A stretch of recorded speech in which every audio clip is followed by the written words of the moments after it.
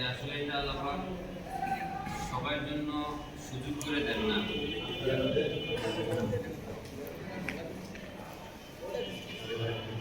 আল্লাহ রাসূল সাল্লাল্লাহু আলাইহি ওয়াসাল্লাম বলেছেন, সাবিকু ইলাল খায়রাত, কল্যাণের জন্য সবাইকে, নেক কাজের জন্য সবাইকে প্রতিযোগিতা করতে হবে। আমরা যে এই যুবকরা যে উদ্যোগটা নিয়েছি, এই উদ্যোগের মধ্যে সকলকেই একটু সময় দিয়ে মেহনত যদি করি তাহলে আমাদের এই কাজটা সামনে এগিয়ে বেড়ে যাবে, সামনে আগাবে। আর যদি আমরা এটাকে শুরু করে রেখে দিই তাহলে কিন্তু এটা থেমে থাকবে। এই জন্যেই আমরা যত সদস্য আছে সকলেই সবসময় খোঁজ খবর নেব। আমাদের সংগঠনের যে হোয়াটসঅ্যাপ গ্রুপ আছে সেখানে সবাই যারা মোবাইল ইউজ করি, যাদের হোয়াটসঅ্যাপ আছে, সবাই এটার সাথে জড়িত থাকবে। তাহলে আপনি সহজে এর খোঁজ খবর সম্পূর্ণ কিছু আপনি জানতে পারবেন। আর এক নম্বর বিষয় হলো যে আমাদের এই সংগঠনের আজকে দ্বিতীয় বৈঠক। আলহামদুলিল্লাহ সুম্মা আলহামদুলিল্লাহ আমাদের 100 পার হয়ে গেছে।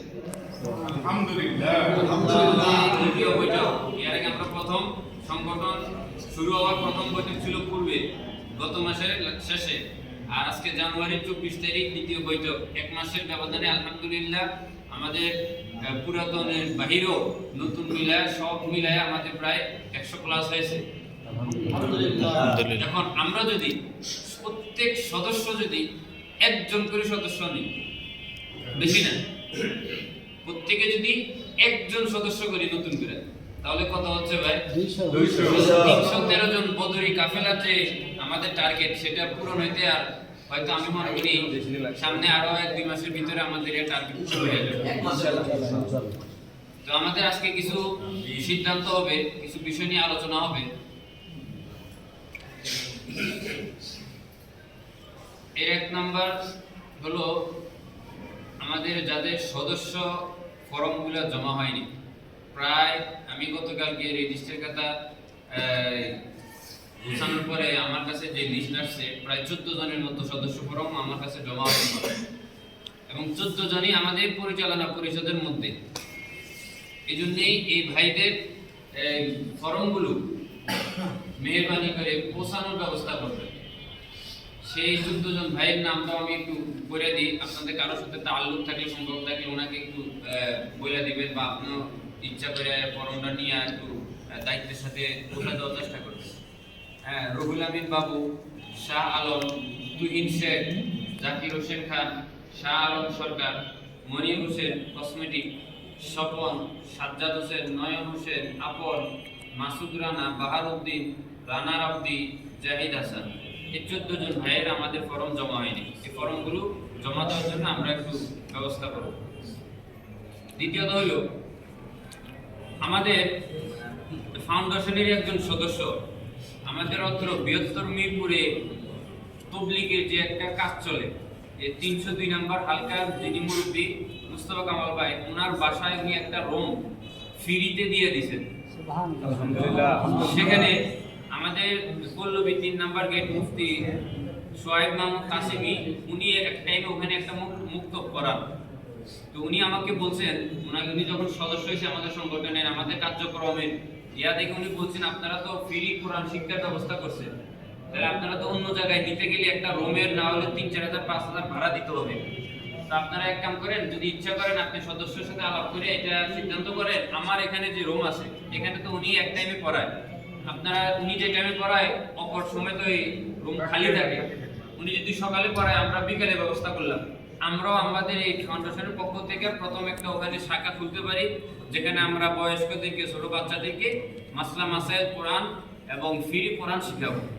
সেটার একটা আমাদের শাখা খোলা যায় কিনা এই ব্যাপারে একটা আলাপ আলোচনা করা। নতুন ভাবে দেখা যায়, নতুন ভাবে আমরা অন্য জায়গা খুলতে গেলে একটা রুমের বাবদ 4,000 টাকা প্রত্যেক মাসে ভাড়া আছে। দ্বিতীয়ত যিনি পড়াবে ওনাকে আপনারা কিছু হাদিয়া দিবেন, এখানে একটা খরচ আছে। তো ওনার ওখানে যদি আমরা খুলি তাহলে আমাদের এই আপনার মাসিক ভাড়াটার প্রয়োজন হইল না। জায়গা হবে? হ্যাঁ, জায়গা হবে। কেমন স্পেস কেমন? দেখি না, এটা বলছে, বলার তো বলছে বড় লোক। এটা কোন জায়গায়? মানুষ ভিতরে মানুষ এটা দুয়ারি করে আপনি আসেন, আমাদের ওইখানে হুজুরে পড়ায় হবে কিছু না। এই একটা রুম আল্লাহ সাইডে দিছে 3 নম্বর রুটের এক আচ্ছা এই কথা শুনি, এটা হলো আমাদের যে বালুর মাঠ আছে না, এই 10 নম্বর উঠতে গেলে যেখানে বস্তি আছে আরেকটা বালুর মাঠ হোটেলের ভিতরে, ওখানে ওনার চারতলা না পাঁচতলা বাড়ি, ওখানে হ্যাঁ চারতলা, ওনার নিচতলায় একটা রুম উনি ওই নিজে মুক্ত করায় উনি আল্লাহর জন্য এই রুমটা উনি দিয়ে দিছে। বলছে আমি যতদিন আছি, আমার বাড়ি যতদিন আছে, আমি ছেলে সন্তানদেরকে ওসিয়ত করে যাব এই রুম আল্লাহর জন্য থাকবে, দ্বীনের জন্য থাকবে, এই রুম ভাড়া দিতে পারবে না। হ্যাঁ উনি আমাদের বড় একজন তবলিগের সাথী, উনি আল্লাহর জন্য এই কাজটা করছেন। তো আমিও চাই যে সেখানে যদি আমাদের ফাউন্ডেশনের পক্ষ থেকে আমরা ওখানে আমরা একটা ব্যানার করি যে দুয়ারিপাড়া ইসলামী যুব সমাজ ফাউন্ডেশনের উদ্যোগে ফ্রি কোরআন শিক্ষা, এরকম একটা ব্যানার দিয়ে সেখানে একজন হুজুর নির্ধারণ থাকবে, উনি এরকম সন্ধ্যার পরে যে টাইম ওইটা আমরা নির্ধারণ করে ওই 2 ঘন্টা 1.5-2 ঘন্টা উনি ওখানে যায় প্রত্যেকদিন শিখে আসবেন। এখন যিনি শিখাইলেন, যতগুলো বাচ্চা এখান থেকে দিন শিখলো, কোরআন শিখলো, যে হুজুর পড়াইলেন ওনাকে আপনারা যে কিছু হাদিয়া দিলেন, যতদিন এখানে বাচ্চারা কোরআন শিখবে প্রত্যেক হরফে 10 নেকি, সামনে রমজান আসতেছে 1 হরফে 70 নেকি, সমস্ত নেকির সওয়াব প্রত্যেক সদস্যের আমলনামায় ও কমিটির যোগ হবে।